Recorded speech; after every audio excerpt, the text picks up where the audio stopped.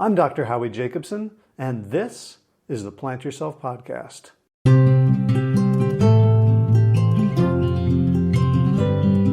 Each week, I bring you a conversation with someone who's making a positive difference in the world. And for my day job, I help leaders and their teams master their mindsets so they can achieve great things. To find out more, check out the Mindset Mastery Memo, my Substack newsletter. You can find it at plantyourself.com/memo. And now, today's show. So I'm joined today by my good friend since junior high school, Matthew Nagler, and we are talking about cognitive flexibility. And true to form, in terms of cognitive flexibility, our conversation wanders all over the place. So I found it interesting. I think Matt found it interesting. I hope you find it interesting as well. Without further ado, Matthew Nagler, welcome back to the Plant Yourself Podcast. Thank you, Howie. It's good to be back. So we're going to talk about cognitive flexibility. You wrote an article on your Substack a while back now. We've been playing a little bit of tag, trying to find a date to talk about it. Before we get to that, what else are you thinking about these days? So maybe the cognitive flexibility can also fold into any new and up and coming thoughts, because I love just that we have conversations where we just sort of, wander in the back roads of our minds. Yeah, so I'm still thinking about the endowment effect, which I think so much about it that I assume everybody's always thinking about it.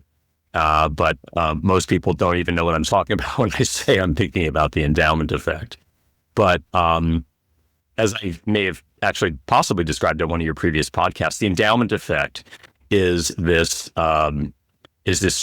result, or it's been found in numerous experiments that that when a person possesses an object, they are the value they place on that object. In other words, the amount that they would be, the minimum amount they'd be willing to accept to part with it in trade is significantly greater than what, in a similar situation, they would be willing to pay if they didn't have the object. So, like, for example, if I gave you a Cornell t-shirt, you might say, oh, no, I wouldn't give this up for anything less than $30. But if I hadn't given that to you, you might say, oh, I wouldn't be willing to pay any more than $20 for this. And so that may, kind of quirky and funny, but in fact, it's been demonstrated in countless experiments with many, many different types of goods, products, even intangibles, that this exists. And I've got a couple of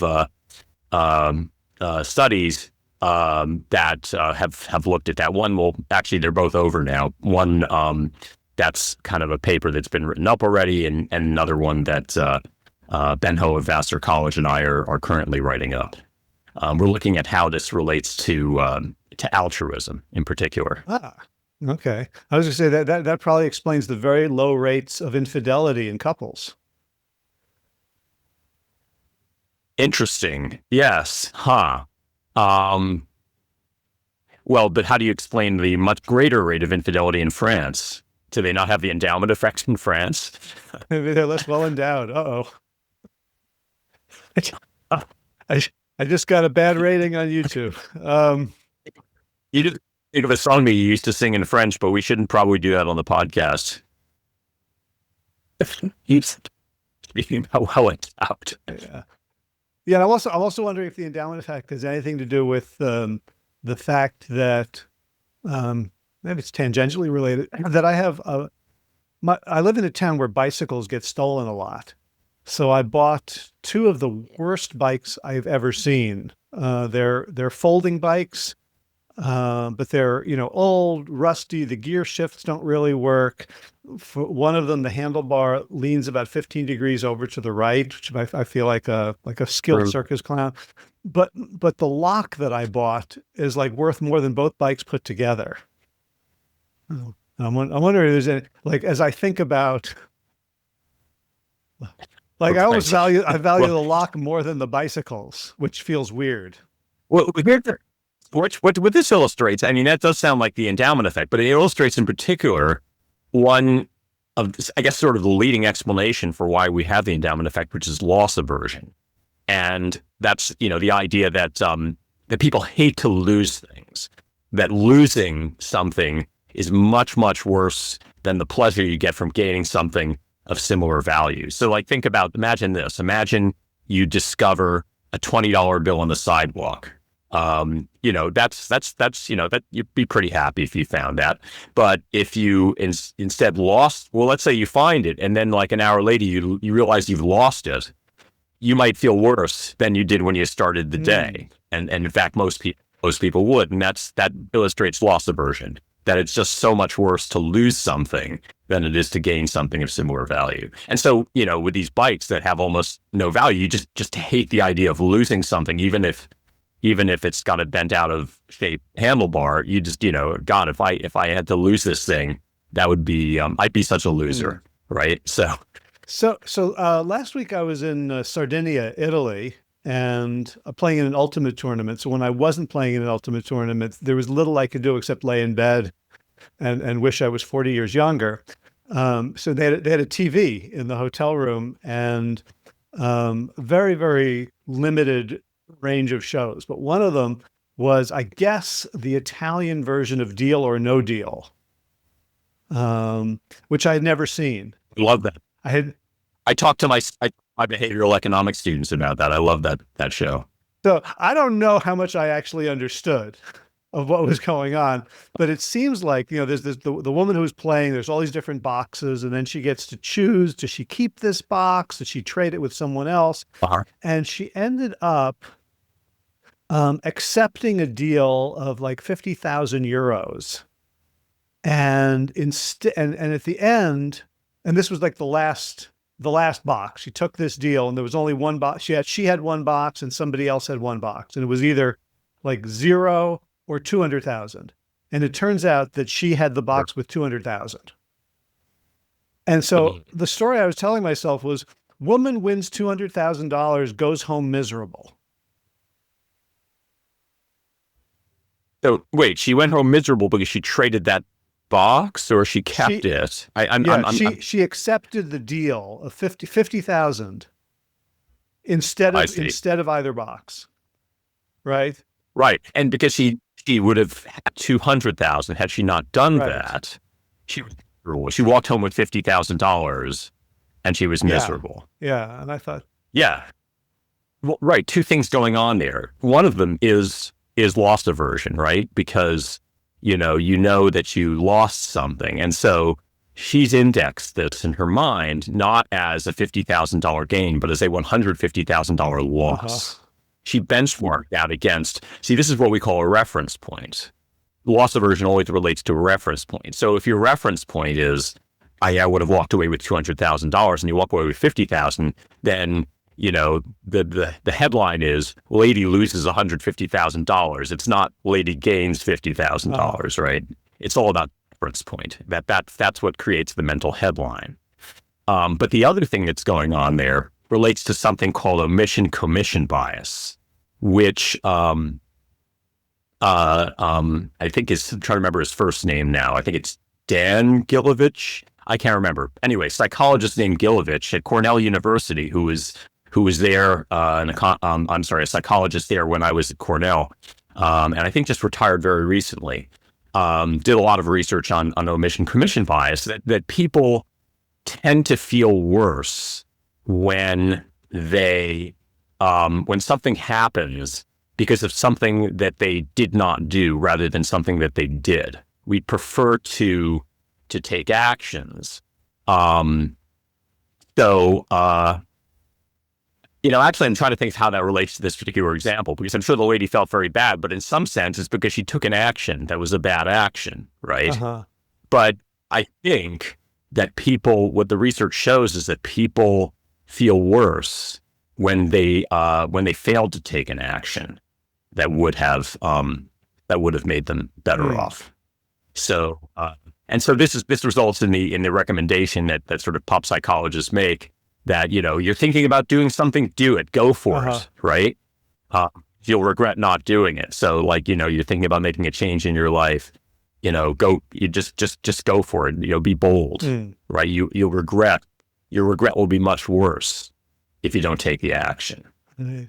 But as I was trying to, it was fun to watch Deal or No Deal in Italian because there was so much I didn't understand. So I was telling myself stories about what was going on, and the more I watched, we watched like for 3 days. So I was starting to, and then I looked it up, like what are the American rules? And so I was, but at the beginning, no idea what's going on. And I'm trying to figure out like, what would I do? Like, and when I would say that to myself, it was always like, what's the rational thing to do? But then I realized like, there is no rational thing to do. There's no objective because like the question is like, how much does she need the 50,000? Right? Like if they've given her here's 12,000, we'll buy you off with 12,000. It kind of depends on, your own sensitivity to gain or loss rather than an objective. Yeah. Okay, let's add up all the prizes, divide by the number of prizes, and that's the average they should give you.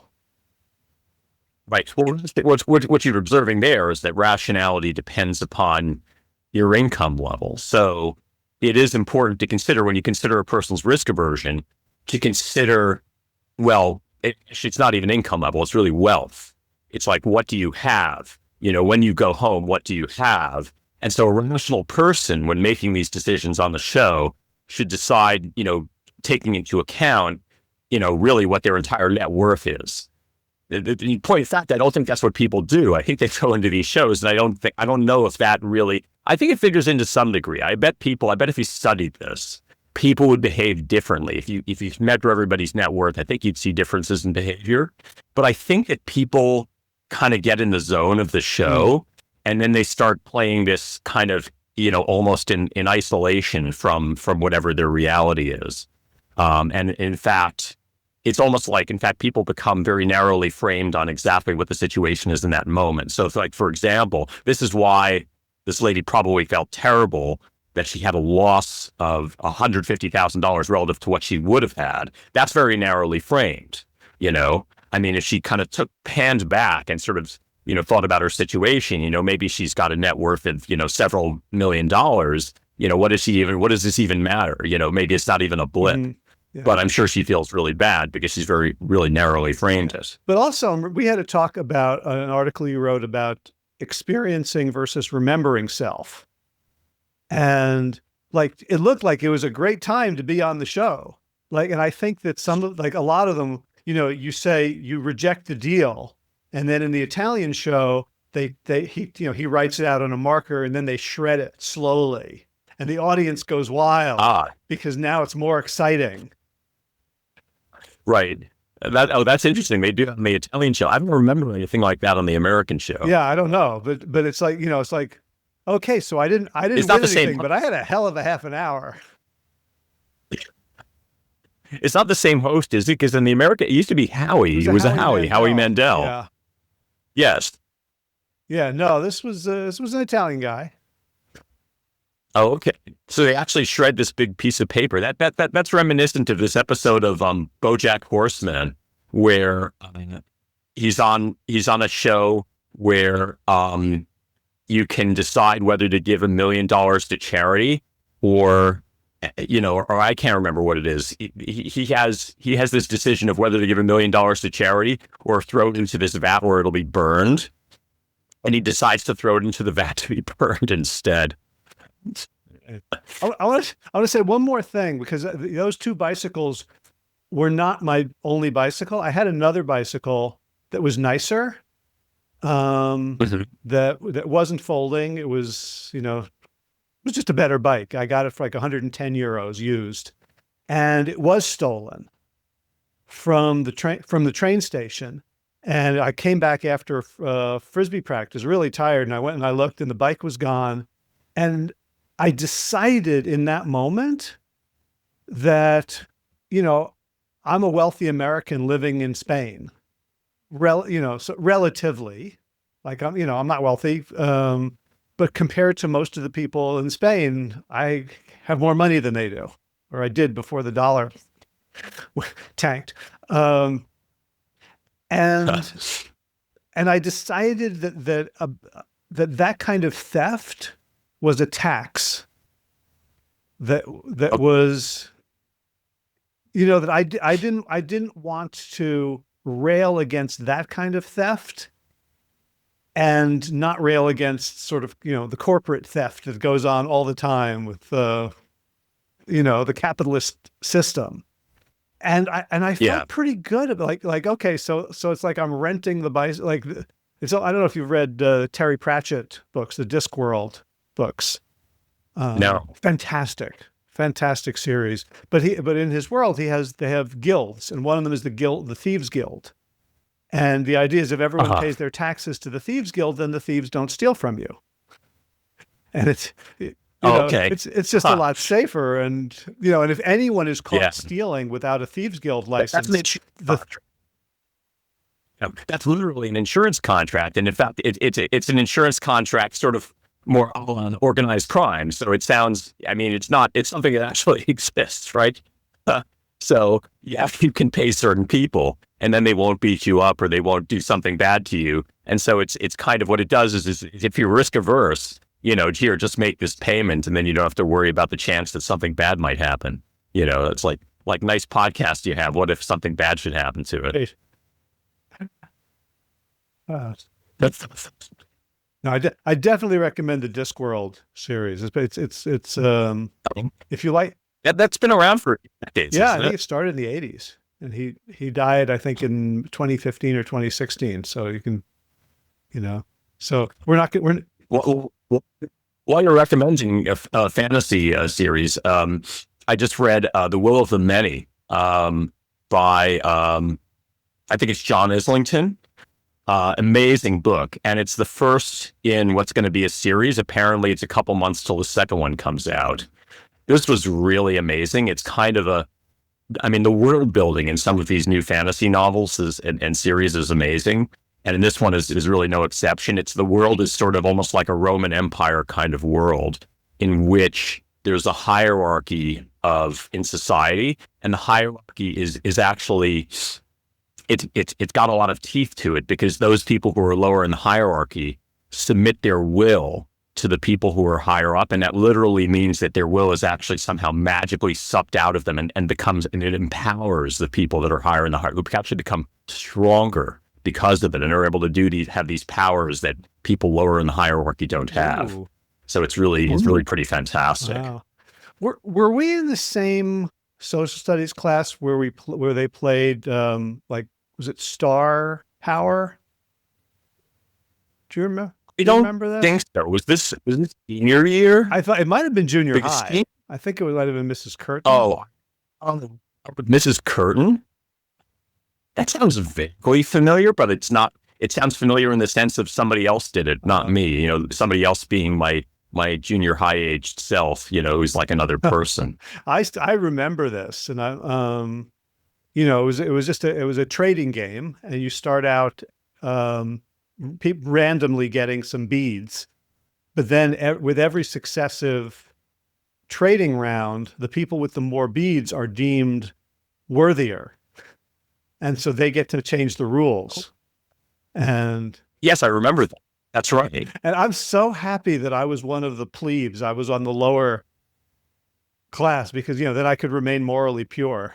I was just like, oh, those people, like I wouldn't have done that. Yeah. So, yeah, I remember that. It's funny looking back on that. I don't recall having any clue that was about the real world. It is. But, when I was 13, what did I know? I was like, no, the real world is fair, but this is kind of a cool game. All right, well, let's talk about cognitive flexibility, and I love how you start the article by talking about it in very sort of productionist terms, like cognitive flexibility is a useful trait that helps you succeed in life. So maybe let's start there. How does when you started thinking about cognitive flexibility, how did it come to you? Yeah. So cognitive flexibility. I've been thinking a lot about this because, I mean, in some ways it has, it's kind of a bit of an autobiographical interest, in that I've noticed that, I don't know. I feel like I've changed as I've gotten older, and more recently, I've sort of started to believe that more things are possible than I used to believe. I kind of lived a lot of my life, I think, thinking that the way things were and the way I was doing things was the way they had to be. So like I would adopt a certain habit, like a certain diet or something like that, and I'd be very rigid about it. And I would think this is the way it has to be, and then like things would happen, like things happen in the world, things that are exogenous to your own decisions. And if you have this kind of rigid mindset, you feel like, oh, I just have, well, wait, things have to be this way. I have to keep on, eating what I'm eating or being in the job that I'm in, doing what it is I'm doing. But over time, I've learned, and it's been gradual over the course of my life, that really, that you can make decisions that I would never have believed you could just do that. It's like, wow, can you actually really just decide to do that? And granted, it's not true everywhere in the world. It's true in societies where you have the freedom to do this. But I've found that it's remarkable. So like, for example, when I was 37 years old, after working 10 years in the private sector, after getting my PhD when I was about 27, I decided to go back and to academia, which is something nobody did. I mean, people would get their PhDs and then start an academic career. And if you didn't go immediately into academia, if you did something like I did, like consulting, and then work in government and the private sector, it was like something nobody is like, no, you can't go back. But I was like, what if I try to do this? And I did it.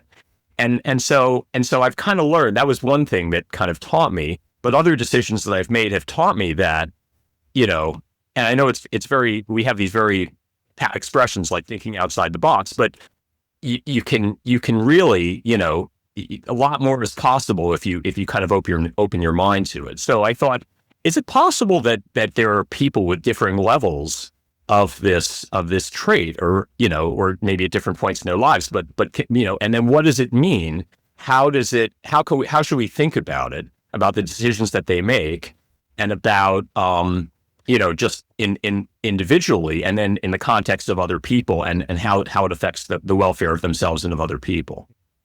Yeah, I resonate with that for a while in my life. Like I was just on the conveyor belt, right? Like pretty much, everything I did was designed, to move me to the next level. Like I don't think I made an important decision until, after college.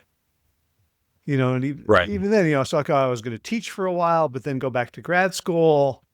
And yeah, this idea, and I didn't know anyone who worked in the private sector, or I didn't know anyone who was like open about it. Like everyone, teachers or lawyer, like, Yeah. right. So to discover that, like, I like thinking about getting a job for some money-making organization felt like impossible. Who do you have to know? Like what kind of secret club do you have to be in?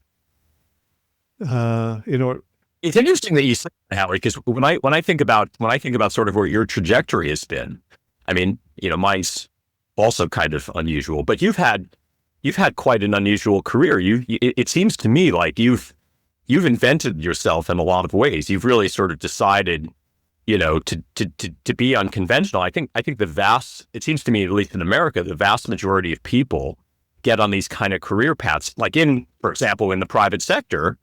And then they're, it seems like they spend their entire lives in this, sort of in the words I think that came out of a commercial, clawing their way up to middle management. And most people assume that's what you do, right? But you have had this very unusual career, and that, and have done and doing, some really remarkable and I'm sure a lot of fun things, these days. But you really kind of invented it, and so it's interesting to hear you sort of say it that way. People talk to me a lot, and when they hear what I do and what I've done, I get a lot that, wow, you're so brave, I could never do that. And I understand where they're coming from, but for me, it almost feels like it's cognitive inflexibility. The idea that I could never work for anybody else. Like I just feel unemployable. And there was like, well, what else am I going to do? I don't know. I'll try this. I'll try that. It's almost like, if you're not in the in group, you have to scrounge around the margins.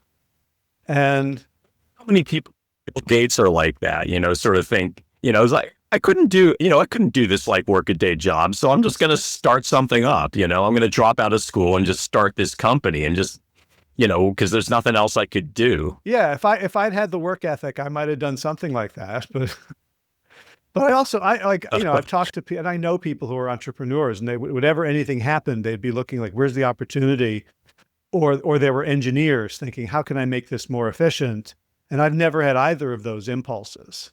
I'm just like, where's the metaphor? Right. Where can we play here? What's fun? Yeah. So yeah. I think, yeah. It sounds like it was easier for you. I mean, for me, I kind of had to wander the desert for 10 years. I mean, I got my PhD, and then I'm like, I just want to have a job and be paid. And so that's why I went to the private sector. I was like, okay, consulting, what of the jobs I've been offered, which one pays the most? It's the consulting job. I'm going to take that one. I did that for a few years. It was terrible. And then I just kind of tried other, mainstream kinds of things. I mean, I worked in the federal government for a couple of years, which was actually really a lot of fun. They were very smart people. That was probably the least conventional, of those things. And then I went into work in the telecommunications industry in marketing for several years. And so I was like, it took me some time to say, why am I doing this? Why am I not doing what I really want to do? And then figuring out a way to do that. Yeah. Well, I would say from 2002 until 2015, I was in marketing, and that was completely the wrong thing. I'd wake up every morning and repeat a mantra like, marketing is good, like. So I certainly, have come later to, like, it's almost like a fuck it, like, as I just turned 60, like, I don't have that much time left to, 60 years at most to like really make my mark. So I don't know. It feels like an interesting mix of cognitive flexibility and inflexibility in different domains. That certain things I'm flexible about and don't even seem like a big deal, and other things are non-negotiable. Right. Yeah. So, no, but it's interesting, right? That what appears also on the outside to certain people as having been flexibility, that, you chose a unique path, can seem from the inside like it was the only thing I could do. This reminds me of a quote. I'm going to have to paraphrase a quote of Ursula Le Guin from the Earthsea trilogy, in which she said, a man at first thinks that, that the idea is to have options, to have all these choices open to him, but gradually he learns that there is one thing that he must do. And it's sort of, the idea that wisdom is realizing that it's not about, freedom of choice, but about, figuring out the one path that calls to you, and that's the path you must be on. So it's sort of interesting to think about that, and think of it that way. I mean, in some sense, the freedom of choice can be oppressive, and it's kind of when you wake up and, in the morning and say, have a vision, this is the thing I need to do today, that can be the path to the happiest life possible. Which in a lot of ways I kind of empathize with. I mean, my best days are when I wake up in the morning and say, oh, I know exactly what I want to do today. And it's like there's no choice, right? It sort of chose me. Yeah. I think that's what I loved about the, Frisbee tournament, 2, 3 games a day. Like when you're playing a game, there's the whole point of it is there's very little freedom of choice. There's, you know, options within this very, very proscribed set of rules. Like, I'm not worried. But but I think this is interesting because I think, and maybe, I don't know if Frisbee is sort of the best frame to look at this from, but I think there's sort of a paradox here. I think that when you have this, I wonder if it's when you have this trait of cognitive flexibility, and more generally, when you actually do have this sort of freedom to make choices, that it's in that context that you allow the best choice to come to you. So, again, there's sort of this satisfaction in having it choose you, but still there has to be ultimately sort of some kind of freedom behind that. I mean, if again, I don't know if the satisfaction that you describe being in the ultimate Frisbee game of just playing game after game and just always knowing what you need to do is the same satisfaction that person trying to claw their way up to middle management every day is getting. I mean, are they, it both sound like there's a certain amount of restriction of your freedom and a certain limitation to choice, but do you get the same satisfaction in both scenarios? Yeah, I'm sure if that was my career and people were paying me and they'd pay me more the more my team scored, that I would sour on it very quickly. Yeah, well, that relates to the whole question of extrinsic versus intrinsic motivation. And that, as soon as you're being incentivized to do it and the incentives are obvious, it drains all the pleasure out of it.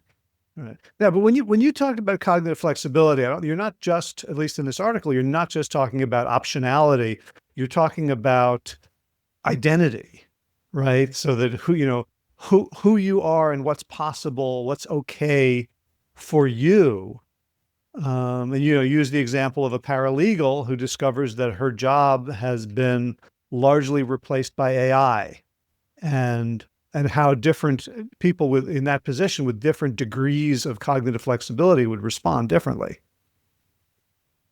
Yes, I think that identity is really a core element of this, because to reinvent yourself, I mean, well, to make a dramatic change in what you're doing, I think involves a certain element of reinventing yourself.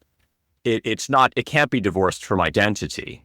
So when one changes careers like that, you really almost have to revise your sense of who you are. So I think cognitive flexibility, I think you can't dissociate it from identity. But but you, in your example, you say the person, with the paralegal with more cognitive flexibility could reinvent herself as an expert on the use of AI for drafting legal documents, which in some ways is a new definition, but it could also be simply a definition with a broader context. Like they're still in the the legal field, still about, but now they're just encompassing something, the way, let's say, I'm imagining, some of these folks, sort of aging tennis players who become pickleball players. They could still, like, for me to go to pickleball would be like a tragedy, but for like a lot of people, they seem to be fairly graceful in saying, I play racket sports and this is the one I'm playing now. Yeah. Well, I see sort of your marketing background is coming out, Howie. So you're talking about how you package this thing, how you make it into a product. It's right. So, I mean, if you see now I'm playing pickleball as part of, this tennis player persona, that's, maybe you just sort of, it's sort of a different kind of packaging of the same thing. But I think, right. So a lot of reinventing yourself is maybe a sort of marketing. It's sort of, thinking of yourself as a product or something, and sort of reconceiving of it, what's the term they use? Relaunching it, right? Right. But I think it's equally valid to call myself a tennis player or a racket sports player or an athlete or a human who likes to move. Right. Right. Like, but Which of those resonates for you? I think one of the things you're saying is that people with less cognitive flexibility tend to land on the more restrictive definitions. So that the change is a change as opposed to, um, a different flavor. Yes, I think that's right. I think what distinguishes it, I don't know if I would say, okay, yes, you could think of it as the more narrow definition. But what I think distinguishes cognitive flexibility is that from one moment to the next, you can actually see different conceptions of yourself. You can almost, it involves a certain almost stepping back from yourself and saying, okay, so am I this? Am I that? Let's try this on. And then, you sort of, you can revisualize it. You have that capability to do that and willingness to do that. And part of it is a willingness to do that. If I think back, like 20 or 30 years, I think that I had, in some sense, the ability to do this kind of thing, but I was actually terrified of it. I would imagine reinventing myself and I would say, and I would get this sense of vertigo. I would be like, oh, if I do that, then there's like, it's like, well, what's stopping me from, basically crazy things happening, from completely losing my sense of who I am, from re-envisioning myself as a monster, right? I mean, if I allow myself if all things are possible, then I could be a monster, and that was terrifying. I could be a mass murderer, right? That was terrifying, and reasonably so. But the thing is, so for me, what I'm saying is, it's not maybe that I became more cognitively flexible, but I became less afraid of it. I saw that possibility. I didn't shy away. So I wonder whether most people, or indeed all people, have this ability, but there's a certain fear of it, that if I let myself do this, what does that mean could happen? And I guess when we're talking about fears, they tend to be very interior, right? Sort of based on, for some people, it could be a religious upbringing, or an upbringing with a lot of guilt and constraint. I'm finding myself wondering what it was like for you to go into the business world, knowing the socialist roots of your own upbringing, and at Yes. least, I don't think we ever talked explicitly about what we learned from our parents, but, I learned that, the bosses are bad. Yeah, I learned some conflicting things from mine. And so, yeah, as maybe your podcast viewers know, we both were raised in very liberal families. And my father was executive director at the ACLU for 15 years. Your father has a similar, sort of liberal, almost socialist background. The interesting thing about my father is that later on, he, after working in the nonprofit sector for a long time, he actually went to work for a law firm. Actually, before that, he worked as in-house counsel for a corporation. So he made that switch. And I remember watching him do that and feeling really kind of ambivalent about it as I watched him do it. I was like, I kind of saw my father as an idealist, and here he is deciding, that he'd like to have a company car and make some money. And he's telling me this. He tells me I really like making money. And I'm like, you can't do that. You're my father, and you're this idealist. I can't allow you to do that. But in some sense, he actually did give me a gift of saying, well, all these things are possible. There's, you can change it. You can change it up if you want to. So when you went into the business world, were there, did you see that there were things that you had to do to prevent yourself from becoming a monster? It wasn't so much that. What I learned in the business world was, yeah, it's funny. You sort of think about the ethical side of it. You're in the private sector. You're working for a corporation with shareholders, and you're trying to maximize profits, and so, and there were certainly things. So I worked in sort of the biggest example of this. My main foray into the private sector, other than consulting, was working in the satellite communications industry.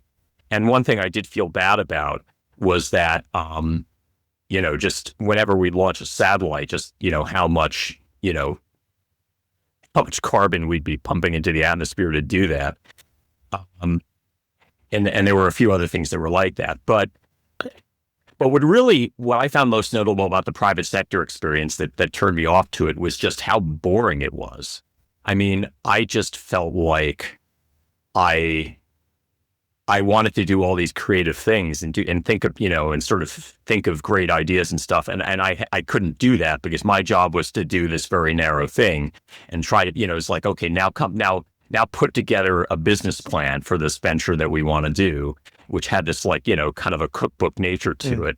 And then you would create, but a lot of the time was not even creating the thing, but presenting it.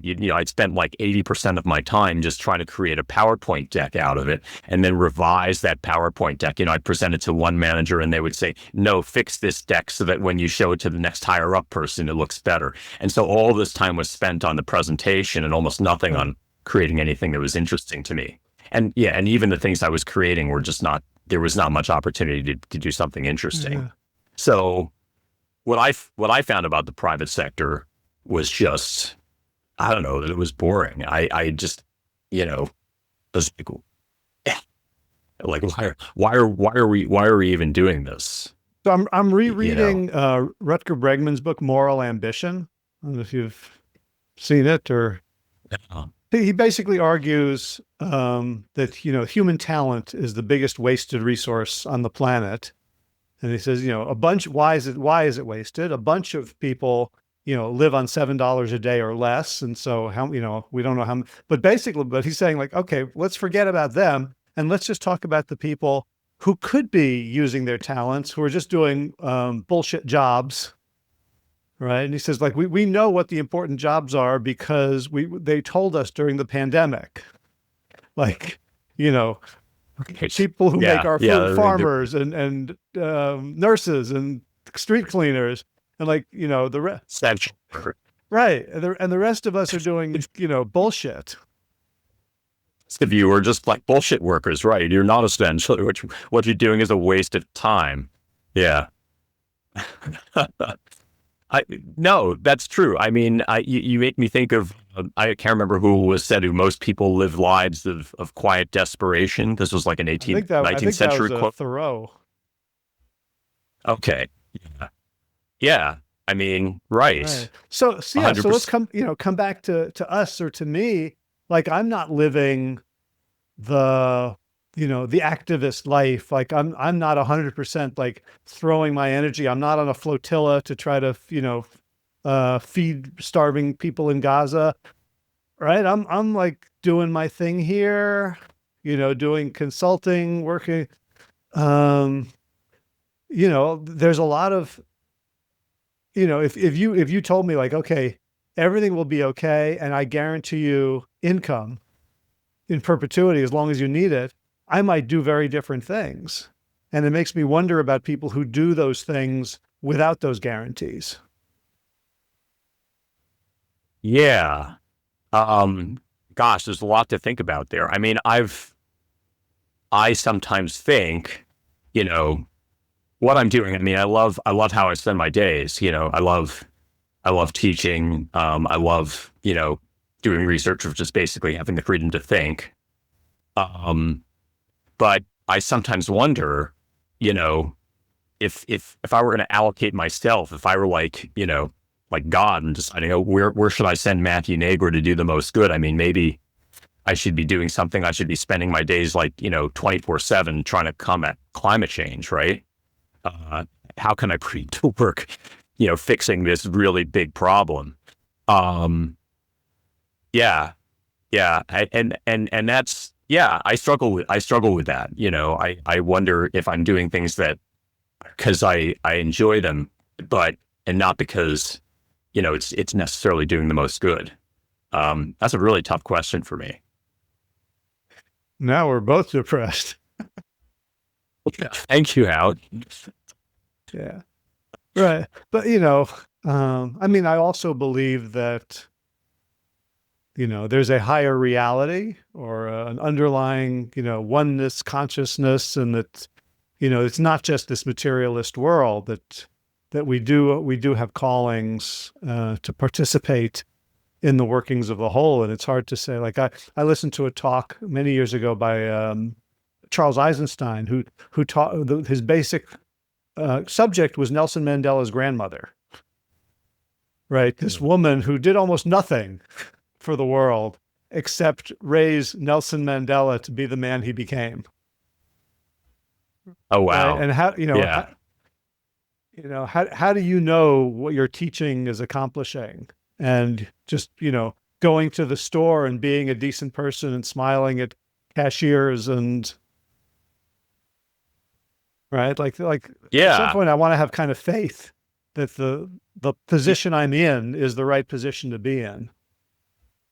Yeah. And that's actually sometimes the way I think about it. It's like, if I decided, okay, you're going to go, work on, I don't know, I can't think of what it is I would do in this sort of, if I were entering the infantry of, countering climate change, what would I do? Maybe I'd work on building windmills somewhere, and I'd have to learn a new trade and stuff like that. I don't know. I could be terrible at that, right? And then maybe I'd be miserable, and I wake up every morning, and every time I go to the store, I just grimace at the, clerks, or I grumble at them or something like that. I just be a completely miserable person to be around. What good am I, am I really doing the most good if I'm making people that I encounter miserable because I'm not doing the right thing? Whereas, I teach this semester, I'm teaching what I think about 130 students, of whom 110 are in one class and about 20 in the other. And it's like, so I am touching a lot of lives, and I'm so enthusiastic about it. I love what I do. And I get, I have to believe that because I'm enjoying myself and I am doing something which I think does good for these students, maybe I am doing the most good doing what I'm doing. Well, in my first 5 years of teaching, I went to a workshop by a wonderful guy. He was part of the sort of the Quaker Education Network. And one of the exercises he had all us new teachers do was think of a student that we had sort of, warm feelings towards, right? So it was kind of easy, like, the good student who reminds us of ourselves at that age, or right. And then think about them growing into adulthood and the kind of influence we wanted to have on them. And I, picked one of those kids, and that's been so many years ago, and I'm still in touch with the family, and like I don't know, there is something it was very clear to me that I was doing good things by examining my day to day through the lens of this telescopic legacy. Yeah.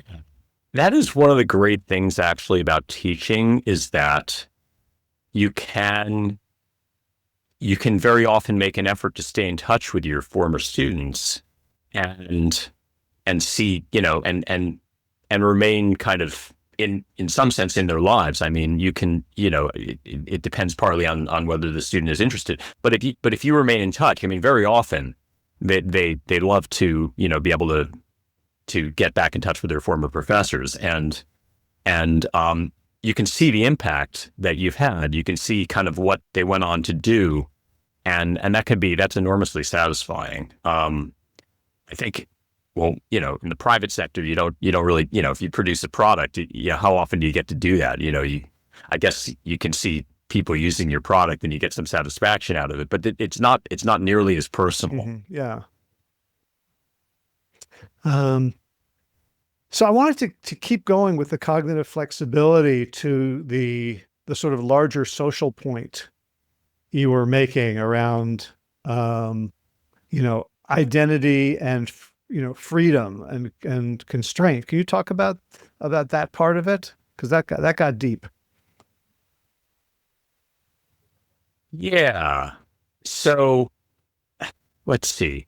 There's a number of, I think, social aspects.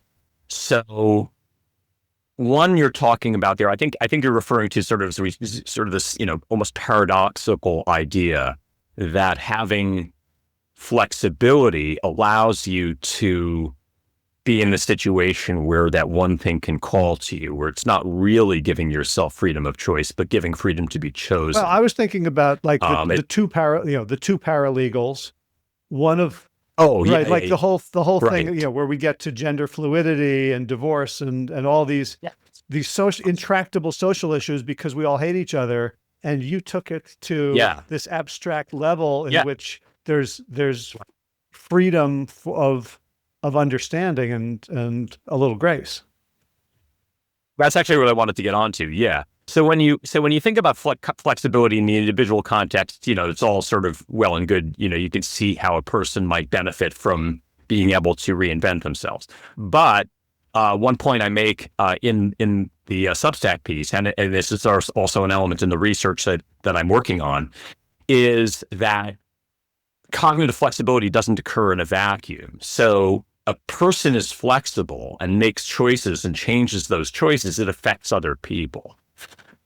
So, for example, in bilateral relationships, I give the example in the Substack piece of a person who is in a legal partnership and or a paralegal partnership, and they decide at some point to reinvent themselves and is like, I'm not going to do this anymore. I'm now going to be more, I'm going to reinvent myself as somebody who works with AI. Now it no longer makes it makes sense for me to work in this partnership with this other person. Well, if the other person is not similarly flexible, and you unilaterally say, I'm leaving this partnership, then they're kind of left in the lurch. Okay. So decisions that we make around, who we are and what we're going to do affect other people. So, it can be in a business context, certainly in the context of a marriage, right? Okay. If one person decides, wait, this marriage is not right for me. I'm a different person now. And then they leave the marriage, that affects the other person who may not have felt similarly. Or even in a marriage where I've seen a lot where one person decides they're anti-vax and another one becomes MAGA, and it's like, no, right. no, that's not who we agreed to be when we got together in the late 80s. Yes. Right. And all of this, it's interesting. This sort of makes me think of James Carse's book, Finite and Infinite Games, where he sort of talks about a family as being, he says, we have this sort of idea of the family as necessity, that you get married, you have a family, and then there's this sort of, now that we've created this, everybody's got to remain in this arrangement. Everybody's kind of locked into it. But he says, the family is a unit of choice, that we're all, that everybody is we're all individuals in this. We play roles, but there's the element of choice each day to participate. And we give other members of the family the freedom to be who they are. And we sort of think of it that way. It becomes much more invigorating. It becomes something that we all chose every day to participate in, to be a part of. So I kind of like that, but yeah, so right. But that doesn't, it's still a very complex thing. It's still very hard because we do have this tendency to think of these arrangements as some sense binding, and we have, and I think it's reasonable to think this way. We do sort of have this moral responsibility to other people, and when we make a choice for ourselves, there can be these externalities towards other people. But what I talk about in the piece, and I think this really sort of comes out of the research, is that there can be this tendency, therefore, to think of the cognitively flexible person as imposing outcomes on the other people in their lives. So, like, if I'm a paralegal, I choose to leave this partnership, and I say, hey, see ya, best of luck. I'm wronging the person who's left behind. Okay, but that's only one lens that you can look at this through. If you instead turn the tables, and let's say we made a law that says you're not allowed to dissolve a partnership like that, that you're going to face some huge penalty that would make it basically impossible for you to leave unless the other person agrees, then really it's the person who wants to remain in the partnership who is imposing a cost on you, who is making it impossible for you to do what's best for yourself. So what we have really is not a situation where flexible people create these messes, create these problems that other people have to clean up. But what we have is a problem of mismatch, that where in a world where some people have this fluid way of thinking and other people don't, there can be sort of a mismatch between the two where we just have to kind of work things out and figure out the best solution. And so let me give an example from the societal level. In a world in which certain people are more gender fluid, and they sort of realize that maybe the identity that they were born into, with their particular body is not who they are, then maybe their gender is different.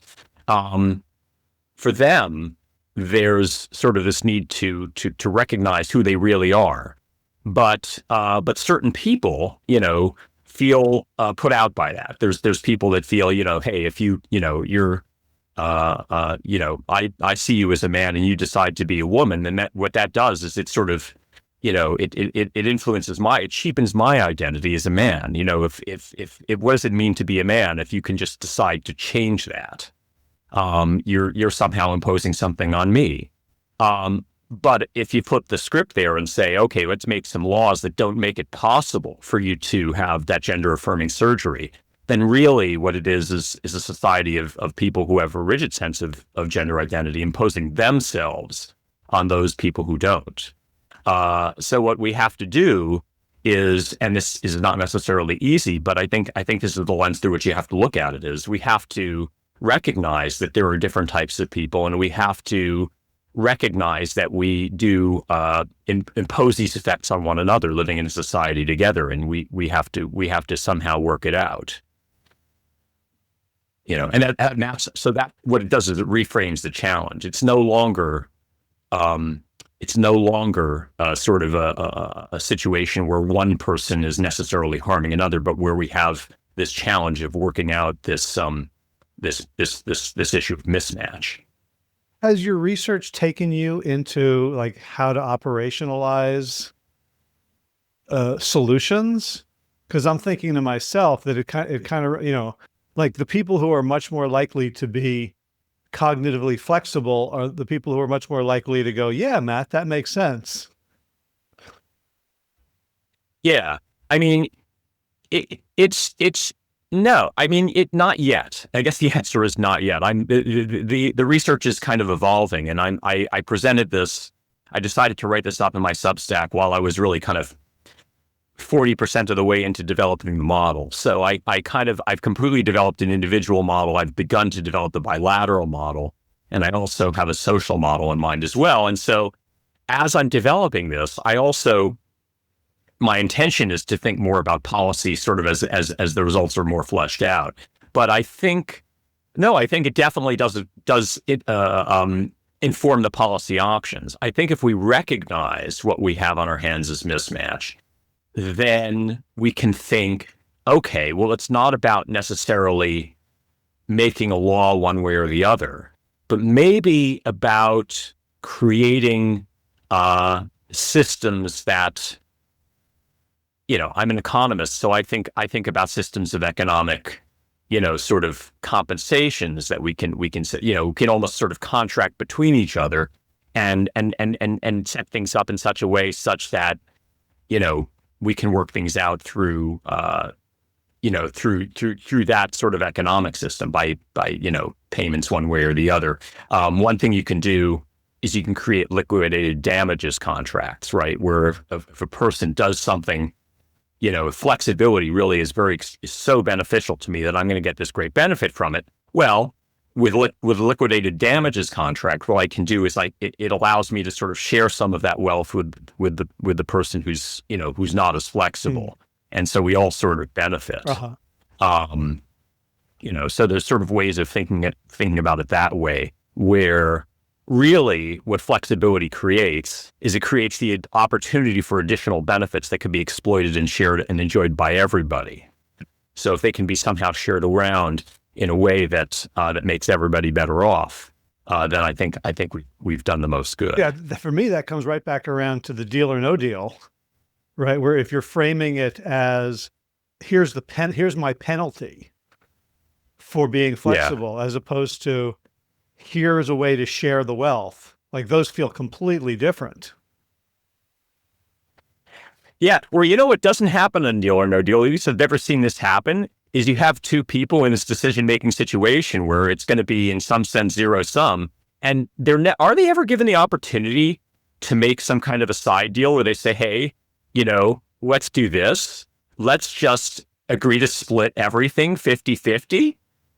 That is so that is so funny, because as I was watching this show, first of all, I've seen like the gestalt of the American show. It seems very like blue and high tech and a little dystopian. Yeah. But the Italian show, like all the contestants would come out and do dances together, and the audience would be clapping and singing, and they had all these different, meme songs. And then one of the things you could get is the little dog comes out and like dances for treats.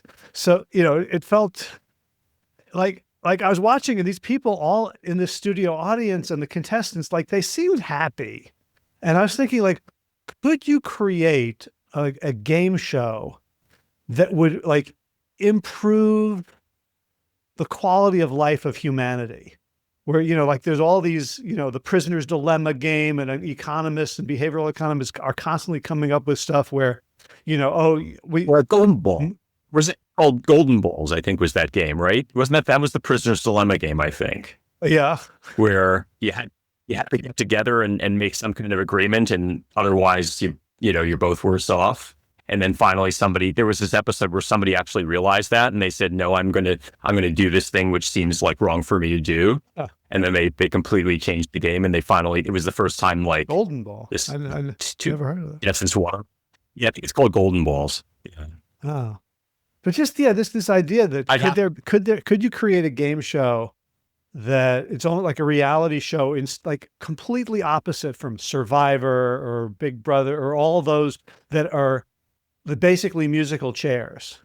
Like we're just humans are just watching people play musical chairs, and we're going, well, that's human nature. Like, could you create? Yeah. What could we create that would like show that that altruism is like just so much better? Yeah, I mean, that's a great question. I think there's, at least in America, our entertainment is just so gladiatorial, right? It's everybody wants to watch somebody lose, right? They want to watch this, one person just. It's like professional wrestling. I mean, so much of our entertainment is like professional wrestling. It's just you want to watch somebody get thrashed. I mean, I don't know. I can only speak from my own personal tastes. Is like I don't watch television anymore because I don't want to watch any of that. So I mean, but yeah, I think I would love to see more narratives in our entertainments that are about, that are just uplifting, that are about how can we see the most good in people rather than the worst. I'm not. I mean, I don't know. Maybe some of the superhero movies are not like this, but I've just been avoiding the entire superhero genre because I'm just assuming it's dark. That there are these just like ugly villains, and then there's these like superheroes that are just like, individuals who are just, that everybody depends upon the super strong individual to save us from all these forces of evil. It's just so, Yeah. I don't know. It's just not the narrative. I don't like that narrative. I want to create a game show. I'm really excited now. So That's our next project, Howie. I'm serious. I think media tells us who we are. Yeah. And when we're so polarized, and it's so zero sum. And what I love about, your exploration of a continuum of flexibility is that it reminds me of when I was studying a negotiation theory and conflict resolution, that we're always, the first thing we're trying to get to is the third story, right? There's I'm right and you're wrong, and you go, you're right and I'm wrong. And then there's a third story that we Yes. can both agree upon that is, Yes. right, that takes the sting out of it, that acknowledges it's like the two of us are standing shoulder to shoulder looking at the problem, describing it, as opposed to seeing each other as the Right. problem. Right. And Yeah. I think And parts. Go ahead. I think humans, I think we could be wired this way. I think it's easy enough for us to be kind to each other.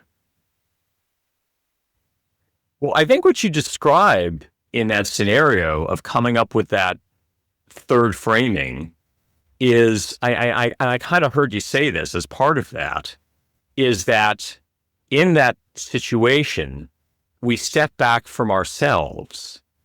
It requires the two parties to sort of step out of themselves, almost almost onto the sidelines. And you're seeing the two people at opposite ends, but you're both stepping out of those and standing together on the side and looking and saying, okay, we're now outside of ourselves. Now, what do we want to do with those two people and how they're working these things out? So there's this,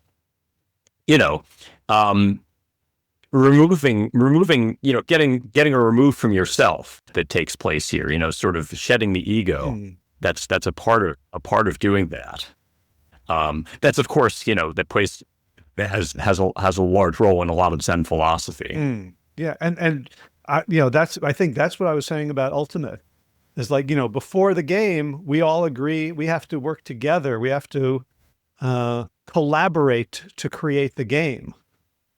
And afterwards, Yes. ultimate specific, I think, is a great example because we have the spirit of the game rule.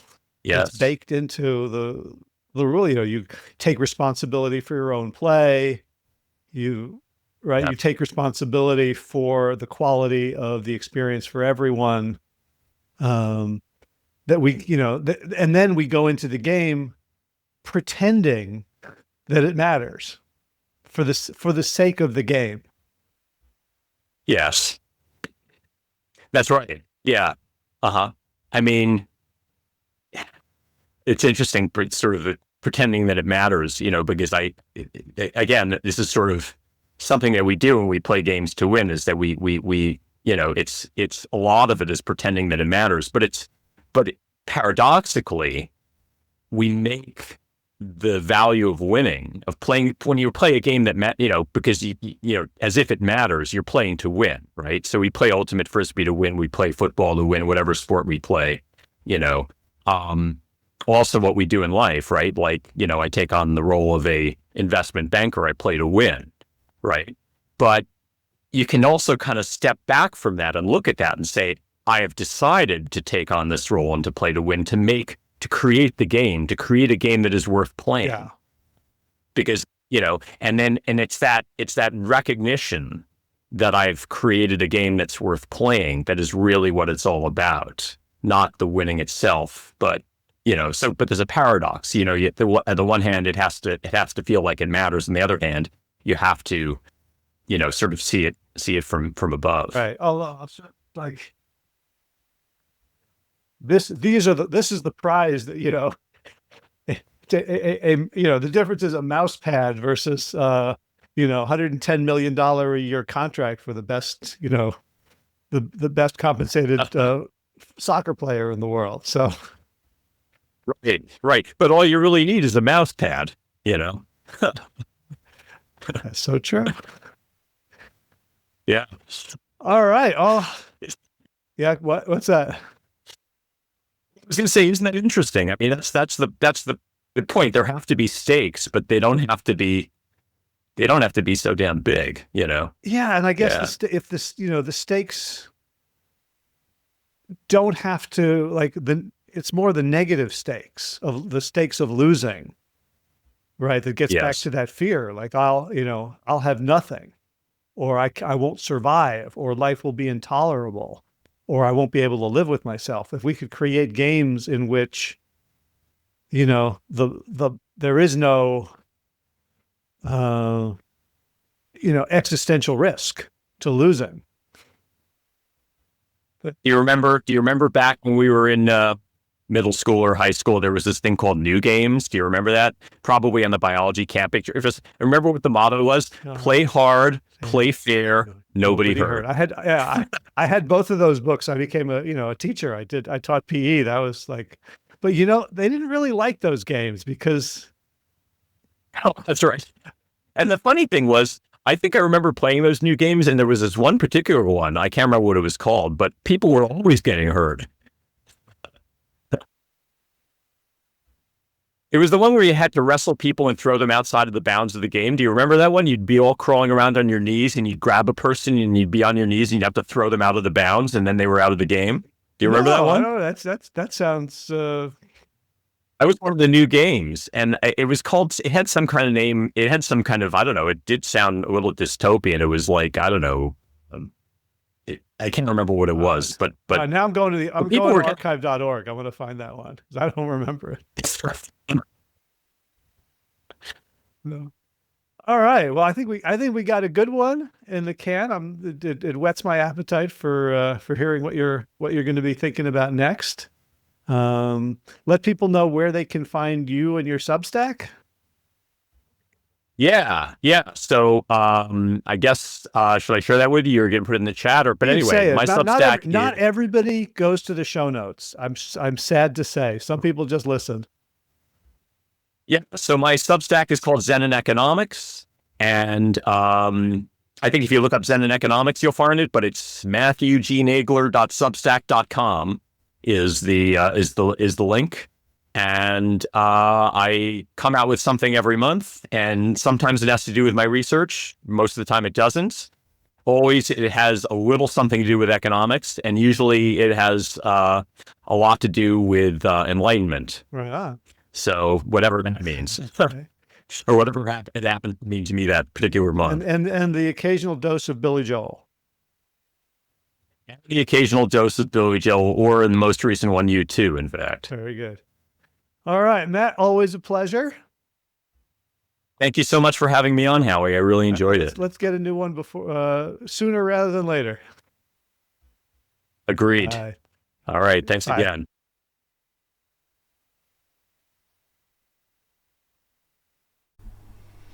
And that's a wrap. You can check out the show notes by searching for my guest's name, Matthew Nagler. That's Nagler. He's been on a bunch of times. This will be the most recent one. I don't have the number off the top of my head.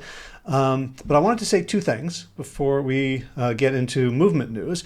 One is you may have noticed that I've taken a break from releasing weekly episodes of the podcast. That's part of a larger life thing that I'm experiencing right now around slowing down and figuring out. I just turned 60 over the summer to figure what do I want to do next for the next 60 years or 40 or 20 or week, whatever the universe has in store for me. And so I have been slowing down and taking some time off. I do have some episodes in the can, which I will be producing and sharing, and some interviews with people coming up that I think you're going to really like. But I just wanted to kind of say aloud that you haven't been seeing episodes lately because I haven't been producing them. And as the hiatus continues, I'm getting more and more excited about new conversations, different kinds of conversations, and maybe a little more courage and boldness in the topics that I cover. Second thing is the shirt's different, and I want to show off. This is the first merch from Plant Yourself Podcast that I own. And my daughter Yael Zivan drew this. It's the podcast logo, and it's on t-shirts. It can be on different color t-shirts. You can do, we also have a white shirt with a light blue instead of the three color. And you can get it on other things as well. And if you want to get more of that, go to plantyourself.com. And right at the top is a bar that says Get Merch. So if you would like to walk around with this imagery on your body, that's how you do it. Okay, and now to movement news. I have been injured. I think I actually got COVID. I didn't test at the time, but had a bad cold and lots of coughing, couldn't sleep at night. And then like 3 weeks later, every time I went to work out, I started feeling sick again. And I've been checking around that apparently that's pretty common with the strains that are going around now. I'm finally feeling better, although I still have some congestion. I've been doing some Qigong for lung healing. And hopefully everything that I'm doing is going to continue making a difference. But the activity has been mostly walking and slowly getting back to more effort. There have been some Frisbee tournaments that I have dabbled in, just playing a few points just to get out there and not feel jealous of the other people who are running around. And so hopefully, by spring, when the season starts up again here in Europe, I'll be better than ever. That's it for this week. As always, be well, my friends. Let's take this home with some gratitudes. First of all, thanks to Mama Earth. You have been so very, very good to me. Second, Will Ridenauer donated the use of his beautiful song Sabali Dong as the theme music for this show. You can find out more about Will's music at willridenauer.com. Third, thanks to all the patrons of the Plant Yourself podcast for your financial support. You can read the names of all the patrons at any show notes at plantyourself.com. If you would like to become a patron to show your gratitude for the work I'm doing and help support it, you can do so at plantyourself.com/gift. That's GIFT, all lowercase.